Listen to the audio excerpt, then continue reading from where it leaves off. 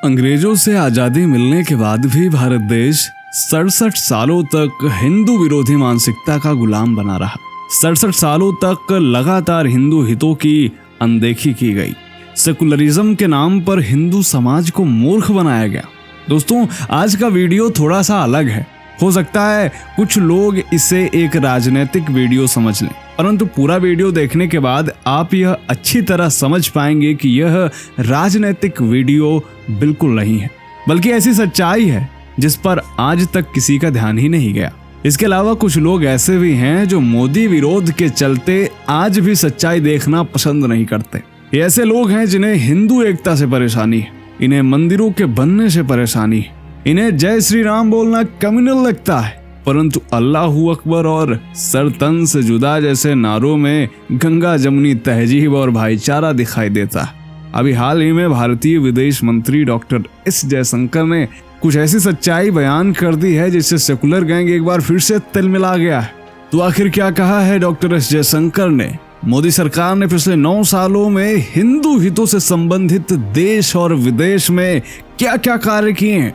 1947 से लेकर 2014 तक पिछली सरकारों ने हिंदू हितों की किस तरह अनदेखी की और क्यों की, यह सब जानेंगे आज के इस वीडियो में। तो दोस्तों, बने रहिए हमारे साथ वीडियो के अंत तक और कमेंट में जय श्री राम अवश्य लिखें। नमस्कार, स्वागत है आप सभी का द साइंटिफिक हिंदू पर और मैं हूं आपके साथ आपका दोस्त धीरेन्द्र। डॉक्टर एस जयशंकर ने हिंदू धर्म से संबंधित कुछ कहा है और वह ऐसा कहा है जिससे पूरे देश का लिबरल और कम्युनल गैंग तिलमिला गया है। आखिर उन्होंने क्या कहा और उसके मायने क्या हैं, उसको समझने से पहले जरा 1947 से लेकर 2014 तक हिंदुओं के प्रति सरकारों का क्या क्या रवैया रहा, यह सारांश में जान लेते हैं। दोस्तों, आजादी के बाद ही हिंदुओं ने यह मांग उठाई थी कि अयोध्या, काशी व मथुरा सहित जहां भी उनके प्रमुख मंदिरों को तोड़कर मस्जिदें बनाई गई हैं, उनकी जांच करके हिंदुओं के हवाले कर दिया जाए। लेकिन तत्कालीन कांग्रेस सरकार ने इसे अनसुना कर दिया, जिसका परिणाम क्या हुआ आज आप स्वयं देख और समझ रहे हैं। कानून है, लॉ है 1991 का, जो ये कह दिया कि 15 अगस्त 1947 को बाबरी मस्जिद को छोड़कर जितने भी प्लेसेस ऑफ वर्शिप हैं तो डिस्टर्ब नहीं करेंगे। हिंदुओं की नाराजगी को देखते हुए सरदार वल्लभ भाई पटेल ने सोमनाथ मंदिर बनाने का प्रस्ताव गांधी जी के समक्ष रखा था। गांधी जी ने यह प्रस्ताव तो स्वीकार कर लिया, परंतु कहा कि इस मंदिर में किसी भी प्रकार का सरकारी पैसा नहीं लगना चाहिए। जी हाँ, ये बात वही गांधी जी कह रहे हैं जो सेकुलरिज्म के सीईओ माने जाते हैं भारत में।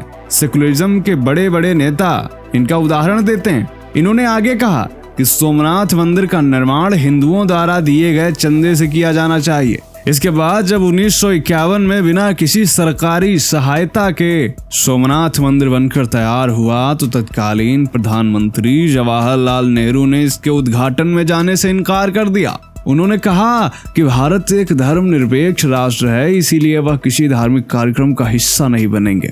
अब जरा सोचिए, भारत एक धर्मनिरपेक्ष राष्ट्र है, इसलिए वह किसी धार्मिक कार्यक्रम का हिस्सा नहीं बनेंगे। यह कौन कह रहा है? भारत का तत्कालीन प्रधानमंत्री जवाहरलाल नेहरू। इनका भी जिक्र सेकुलरिज्म का झंडा बुलंद करने वाले लोग खूब कहते हैं। जवाहरलाल नेहरू ने सोमनाथ मंदिर के उद्घाटन में जाने से न सिर्फ मना किया, बल्कि उन्होंने तत्कालीन राष्ट्रपति डॉक्टर राजेंद्र प्रसाद को भी मंदिर के उद्घाटन में जाने से रोका, परंतु डॉक्टर राजेंद्र प्रसाद नहीं माने।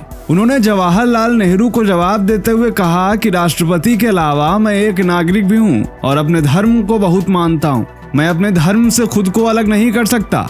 और आखिरकार 11 मई 1951 को डॉक्टर राजेंद्र प्रसाद ने सोमनाथ मंदिर का उद्घाटन किया। हिंदुओं को लेकर जवाहरलाल नेहरू के क्या विचार थे, यह आप बीजेपी प्रवक्ता संबित पात्रा से ही सुन लीजिए। मैं नेहरू जी ने क्या कहा बताता हूँ। I am English by education, a Muslim by culture, just born as a Hindu by accident. By accident, Mr. Nehru considered himself as a Hindu. इसके अलावा जवाहरलाल नेहरू ने इंदिरा गांधी को लिखे एक पत्र में कहा था कि भले ही कोई अपने आप को नास्तिक कहता हो, जैसा कि चारवाक था, फिर भी कोई यह नहीं कह सकता कि वह हिंदू नहीं रहा। हिंदू धर्म अपनी संतानों को उनके ना चाहते हुए भी पकड़ कर रखता है। मैं एक ब्राह्मण पैदा हुआ और मालूम होता है कि ब्राह्मण ही रहूंगा। फिर मैं धर्म और सामाजिक रीति रिवाज के बारे में कुछ भी कहता और करता रहूं। हिंदुस्तानी दुनिया के लिए मैं पंडित हूं, चाहे मैं उपाधि को नापसंद ही करूं। आप जरा सोचिए कि जवाहरलाल नेहरू को हिंदू होने पर शर्म आ रही थी, फिर भी हम उन्हें कहते क्या हैं? पंडित जवाहरलाल नेहरू, जबकि उन्हें यह उपाधि पसंद नहीं थी। दोस्तों, जवाहरलाल नेहरू से लेकर डॉक्टर मनमोहन सिंह तक भारत में जितने भी कांग्रेसी प्रधानमंत्री रहे, हिंदुओं के प्रति सबका रवैया इसी तरीके का रहा। जिस भारत देश में सोमनाथ मंदिर हिंदुओं के चंदे से बनाया गया, उसी भारत देश में वर्ष 2007 में सरकारी पैसे से दिल्ली की जामा मस्जिद का जीर्णोद्धार किया गया था। और सरकारी पैसा जामा मस्जिद में लगाने वाली ये वही सरकार थी जिसने सोमनाथ मंदिर के जीर्णोद्धार में अपने हाथ खड़े कर दिए थे। कांग्रेसी सरकार ने इस पर तर्क दिया था कि मस्जिद की मरम्मत के लिए वक्फ बोर्ड के पास पैसा नहीं है। दोस्तों, आपको यह भी याद होगा कि पूर्व पीएम डॉक्टर मनमोहन सिंह ने कहा था कि देश के संसाधनों पर मुसलमानों का पहला हक है। डॉक्टर मनमोहन सिंह के इस बयान से ही स्पष्ट हो जाता है कि कांग्रेस की नजर में हिंदू दोयम दर्जे का नागरिक है। खैर, आगे बढ़ते हैं। वर्ष 2014 में जब मोदी सरकार बनी तो भारतीय संस्कृति का एक नया सूर्योदय हुआ, और ऐसा ही कुछ कहा है डॉक्टर एस जयशंकर ने। G20 देशों के विकास मंत्रियों की सम्मेलन की अध्यक्षता करने वाराणसी पहुंचे विदेश मंत्री डॉक्टर एस जयशंकर ने कहा कि भारत सरकार विदेशों में भी हिंदू मंदिरों का कायाकल्प कर रही। अबू धाबी में बन रहा मंदिर इस साल के अंत में पूरा हो जाएगा। बहरीन और फ्रांस में मंदिर निर्माण की अनुमति मिल गई। न्यूयॉर्क में भी मंदिर निर्माण के प्रयास जारी। हमारा प्रयास यह भी है कि विदेशों में स्थित पुराने मंदिरों का जीर्णोद्धार किया जाए। इसके लिए विदेश मंत्रालय में सांस्कृतिक संरक्षण के लिए एक विभाग की स्थापना भी की गई है।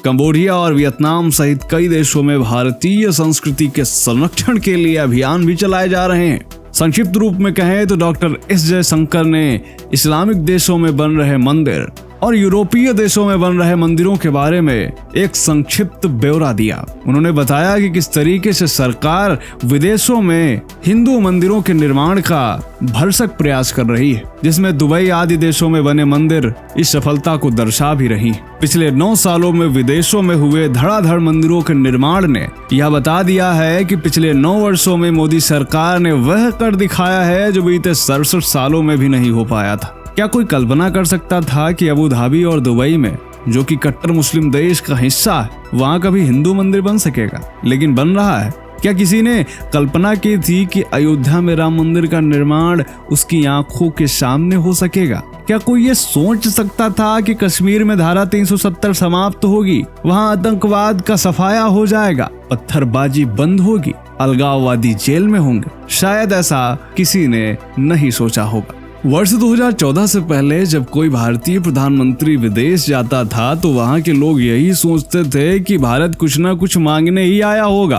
परंतु आज ये स्थिति है कि दुनिया के सभी देश भारत को एक आर्थिक सहयोगी के रूप में देखने लगे हैं। अमेरिका हो या ऑस्ट्रेलिया, रूस हो या ब्रिटेन, हर जगह भारत देश और हिंदू धर्म का डंका बज रहा है। पीएम मोदी इतने विश्व प्रसिद्ध नेता बन चुके हैं कि अभी हाल ही में पापुआ न्यू गिनी के प्रधानमंत्री ने पीएम मोदी के सम्मान में उनके पैर छुए थे। ऑस्ट्रेलिया में उन्हें बॉस कहा जाता है। Prime Minister Modi is the boss.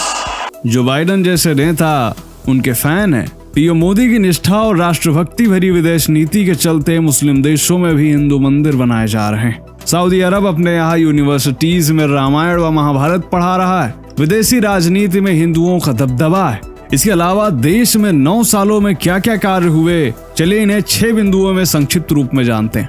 पहला, काशी विश्वनाथ कॉरिडोर। वर्ष 2019 में काशी विश्वनाथ मंदिर के पुनर्निर्माण के लिए मोदी सरकार ने करीब 400 बड़े भवनों और छोटी जमीनों का अधिग्रहण किया और वर्ष 2021 में काशी कॉरिडोर प्रोजेक्ट पूरा हुआ, जिसका उद्घाटन प्रधानमंत्री मोदी ने किया था।